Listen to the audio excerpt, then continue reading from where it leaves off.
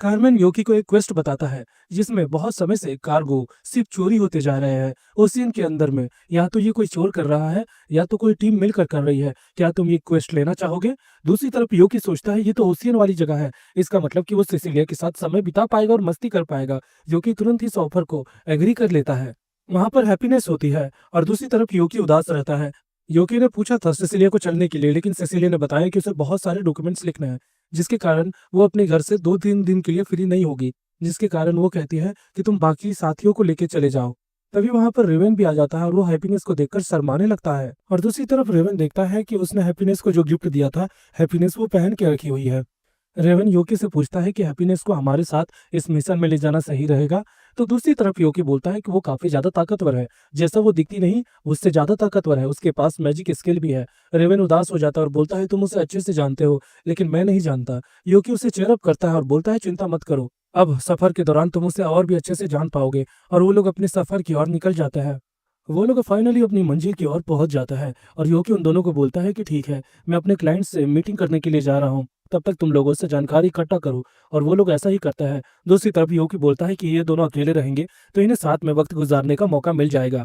दूसरी तरफ हम हैप्पीनेस को देख पाते हैं जो कि रुक रुक कर बोलती है, जिसके कारण वो बंदा समझ नहीं पाता। और रेवन लिख कर बताता है तो वो बोलता है कि सच कहूँ तो मैं भी इस शिप में गार्ड की जॉब कर रहा हूँ, लेकिन इसके बाद भी कोई फायदा नहीं होता है। कार्गो का सामान चोरी हो ही जाता है अगर उसे होना हुआ तो। हालांकि मेरे जैसे सेलर की बात पर कोई भरोसा नहीं करता। वो दोनों बोलते हैं कि हम आपकी बात पर पूरा भरोसा करता है। ये बात उस सेलर को काफी अच्छी लगती है और वो अपने दोस्तों को भी गैदर कर लेता है जो कि उनको काफी अच्छे से ट्रीट कर रहे होता है। योकी आता है तो रेवन बताता है कि यहाँ पर एक डीमन का जिक्र किया गया है।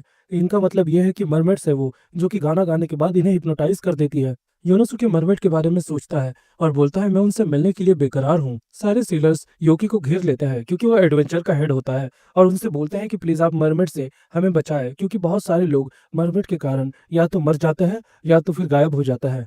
योकी हैप्पीनेस से यही बातें कर रहा होता है कि वो मरमेड्स इंसानों से क्या चाहती है, मुझे इन सब बातों को पता लगाना पड़ेगा। और वो लोग ऐसे ही चर्चा कर रहे होते हैं। तभी वहां पर रेवन आ जाता है और बोलता है कि फाइनली मैंने अपना काम कर लिया, मैंने काफी सारे पेन और पेपर्स खरीद लिए हैं लिखने के लिए। और दूसरी तरफ जो हैप्पीनेस है वो उसे एक फूड ऑफर करती है। रेवन उसे ले लेता है और धन्यवाद कहता है और उसके बाद बताता है कि जब मैं अपना सामान खरीद रहा था तो एक इंसान ने मुझे कुछ कहा था। हमें पास्ट का सीन दिखाया जाता है जहां पर एक इंसान उससे कुछ पूछता है तो रेवन लिख कर बताता है कि क्या बात है बताओ। तब वो बताता है टापू के किनारे पर एक जगह है जहां पर बहुत सारे कार्गो के सामान रखे गए हैं, वहीं पर मरमेड का बसेरा है, क्या आप वहां पर जाके पता लगा सकते हैं? ये बातें वो लोग भी सुनते हैं और हैप्पीनेस जाने के लिए तैयार हो जाती है और वो लोग भी निकल पड़ते हैं। वो लोग देखते हैं कि वहां पर एक मरमेड रहती है जो कि हवा में उड़ती है और एक जगह बैठकर गाने लगती है और उसका गाना हिप्नोटाइजिंग रहता है। वो तीनों अपनी कान बंद कर लेते हैं और योकी बताता है कि अगर हमने अपने कानों को खोला तो उसके बाद हम हिप्नोटाइज हो जाएंगे। तभी हम देखते हैं हैप्पीनेस अपना सॉन्ग गा रही होती है, इसके कारण वो मरमेड का सॉन्ग कैंसिल कर देती है। तुरंत ही योकी बोलता है कि जल्दी जाओ रेवन, और रेवन आगे जाता है। मरमेड भागने की कोशिश करते हैं लेकिन योकी अपने मैजिक से उसका रास्ता ब्लॉक कर देता है और रेवन उसके सामने रहता है। मरमेड घबरा जाती है और बोलती है कि मुझे खत्म होने से कोई डर नहीं है, लेकिन प्लीज मेरी एक सहेली को बचा लो, वो इंसानों के द्वारा कैप्चर हो गई है। रेवन बोलता है कि हम तुम्हारी बातें नहीं सुनेंगे, तुम एक डीमन हो और हमसे झूठ कह रही हो। मरमेड रोने लगती है और ये बातें हैप्पीनेस को अच्छी नहीं लगती। हैप्पीनेस रेवन के बगल में आ जाती है। रेवन बोलता है कि मेरे रास्ते से हटो, क्या तुम उस डीमन का सपोर्ट कर रहे हो? तभी यह मामला सुलझाने के लिए योकी आता है और बोलता है शांत हो जाओ। तभी रेवन बोलता है कि तुम भी उस डीमन का सपोर्ट कर रहे हो? तभी योकी बोलता है मैं उसका सपोर्ट नहीं कर रहा, मैं किसी पे भी दया नहीं दिखाता हूँ, लेकिन एक बार उसकी बातें सुन लो, मुझे लगता है वो सच ही कह रही है। रेवन मान जाता है और अपनी तलवार को पीछे हटा लेता है। दूसरी तरफ जो हैप्पीनेस है वो नीचे गिर जाती है, थोड़ा हाँफ रही होती है क्योंकि उसे थोड़ा सा अजीब लगता है, क्योंकि पास में शायद उसके साथ ऐसा हो चुका है। वहां पर तुरंत ही योकी आता है और बोलता है तुम ठीक तो हो ना? और उसके बाद उस मरमेड से बोलता है कि बताओ तुम क्या कहना चाहती हो हमसे। मरमेड बोलती है कि उसका नाम सीके है और एक दिन एक तूफान के बदौलत वो इंसानों के द्वारा कैप्चर हो गई थी। वो एक लुटेरे की तरह थे और वो लोगों ने हमसे अपने ऑर्डर्स को फॉलो करवाया। वो चाहते थे कि हम इंसान को गाकर हिप्नोटाइज करें और उनके सारी कार्गो के सामान को लूट ले, और यही काम हम करते आ रहे हैं, जिसके कारण हमारी सारी दोस्त लोग और साथी लोग कैप्चर हो गए हैं। योकी बोलता है उनका हाइड आउट कहाँ पर है? तभी मरमिट बोलती है कि मुझे माफ करना, लेकिन मेरे आंखों को बंद किया गया है, जिसके कारण मैं ये नहीं बता पाऊंगी। रेवन बोलता है कि अगर मेरा तुक्का करेक्ट है तो वो लोग माल को यहाँ पर लोड करने के लिए आएंगे, तब हम छुप कर उनका पीछा कर सकते हैं। दूसरी तरफ हम लुटेरों का ग्रुप देख पाते हैं जो कि बोलते हैं कि एक बार हम अपना माल को लोड कर ले तो हम दूसरे आइलैंड में जाकर यही करेंगे। तभी हम देखते हैं वहां पर रेवन आ जाता है और बोलता है जहां पर खड़े हो वहीं पर रुक जाओ। उसकी आवाज़ों को सुनकर वो लोग उसे ताना मारते हैं और खिल्ली उड़ा रहे होते हैं। तभी रेवन एक बाय एक उन पे हमला कर रहा होता है, जिनसे वो लोग की फील्डिंग सेट हो जाती है और जो लोग भाग रहे होते हैं उसकी फील्डिंग हैप्पीनेस सेट कर देती है। वो लोग बंधे हुए रहते हैं और बोलते हैं हमें कुछ नहीं पता है, मरमेड ने हमें कंट्रोल किया था। रेवन तुरंत ही तलवार उसके मुंह के सामने करता है और बोलता है जल्दी बताओ कि मरमेड के बाकी साथी कहाँ पर है।